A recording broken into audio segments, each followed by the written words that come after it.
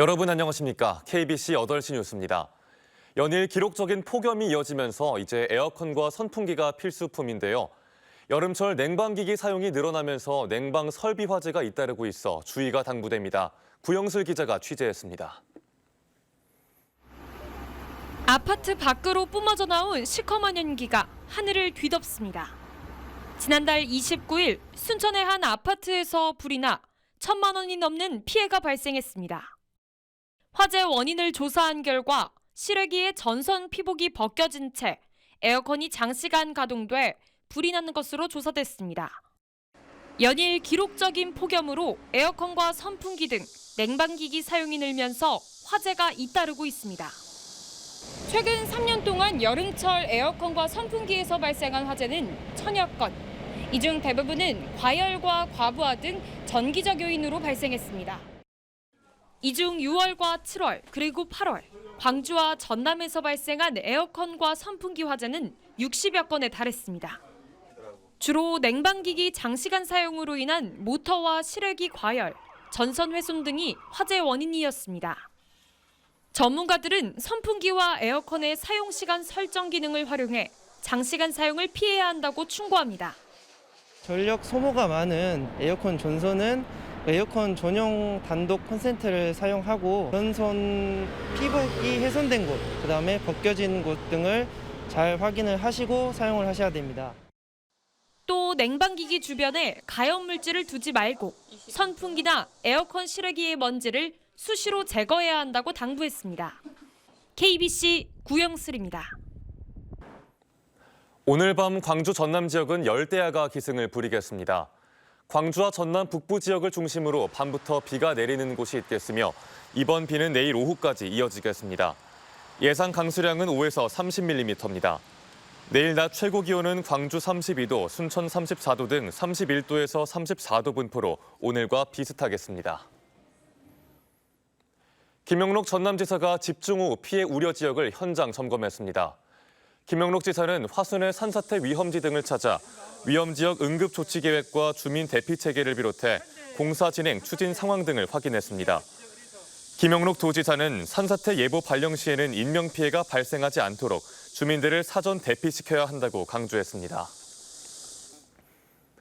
지난해 목포대교에서 발생한 자살 의심 신고는 27건으로 2020년에 비해 2배 가까이 늘었습니다. 목포해경은 목포대교 보행금지 캠페인에 나서는 등 투신사고 예방을 위해 힘쓰고 있습니다. 정지용 기자의 보도입니다. 목포 북한과 고화도를 잇는 목포대교입니다. 다리 진입 구간에 목포대교 보행금지를 알리는 현수막이 걸려 있습니다. 해상 투신 사고를 막기 위해서입니다. 실제로 지난 1월 말 30대 남성이 바다에 뛰어내려 목숨을 끊었고 올해 자살 의심 신고는 5건이나 접수됐습니다. 목포대교 자살 의심 사고는 지난 2019년에 11건, 다음해 14건을 기록했고 지난해에는 27건이나 일어났습니다. 최근 3년간 총 52건이 발생해 한 달에 2번꼴로 투신 사고가 일어난 셈입니다. 갈수록 인명사고가 늘면서 해양경찰은 예방 활동에 나섰습니다. 목포대교와 주변 지역의 순찰을 늘리고 CCTV를 통한 현장 점검을 강화하기로 했습니다. 또 택시 회사에 투신이 의심되는 손님이 타면 연락해달라고 협조를 요청했고 투신 자살 경보장치 설치를 위해 지자체와 협의하고 있습니다. 요즘 경제적 사정 및 기타 어려움 등으로 극단적 선택을 하는 안타까운 사례가 늘고 있습니다. 저희 목포해경은 목포대교 투신 중 각종 인명사고 예방과 구조의 최선 노력을 다하고 있습니다. 목포대교는 지난 2012년 개통 직후 투신 사건이 잇따르면서 자살 대결한 5명을 뒤집어 쓰기도 했습니다. 투신 사고 예방을 위한 해경의 노력이 어떤 결과로 나타날지 주목됩니다. KBC 정주영입니다. 우리 지역에선 젠피로 많이 부르는 초피가 최근 각광을 받고 있습니다. 향신료뿐 아니라 화장품과 약품의 원료로도 많이 사용되면서 가격도 껑충 뛰었는데요. 최근 초피 수확이 한창인 광양 백운산 자락을 이계혁 기자가 다녀왔습니다. 수풀이 우거진 백운산 자락. 열매를 따는 농민의 손길이 분주합니다. 조그마한 알갱이들이 순식간에 주머니에 가득 쌓입니다. 젠피 혹은 제피로도 부르는 초피입니다. 5월 중순부터 보면 이제 밤 나올 때까지 그 기간이 기니까 그 동안에 보면 작업할 수 있는 그 때니까 이제 그것도 괜찮고요. 운향과의 산초나무 속 여러 해살이인 초피나무는 오랜 기간 향신료로 널리 쓰였습니다. 최근에는 건강식품이나 한약재, 화장품의 원료로 많이 사용되면서 국내는 물론 일본에서도 인기입니다. 주로 5월부터 열매가 열리는데 수확하자마자 팔려나갈 정도로 인기가 많습니다. 지난해 킬로그램당 28,000원 수준이었던 가격은 올해 52,000원으로까지 2배 가까이 뛰었습니다. 15년생 초피나무 한 그루에서만 무려 100만 원의 수익이 나옵니다.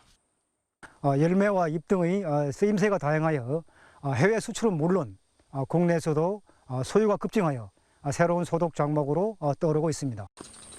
그동안 강원도 고성에서 대량 재배됐던 초피나무는 지난 2020년 대형 산불로 큰 피해를 입었고 최근 광양이 주산지로 떠올랐습니다.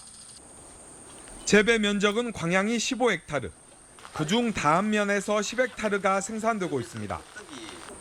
수분이 많아야 하지만 물이 고이면 안 되고 음지에서만 자라는 식물이라는 점에서 백운산 자락이 최고의 재배지로 꼽히는 이유입니다. 우리가 직접 가공을 한다거나 기타 해서 농가의 소득 증대를 높이는 데 목적을 두고 연구회를 설립하게 됐습니다.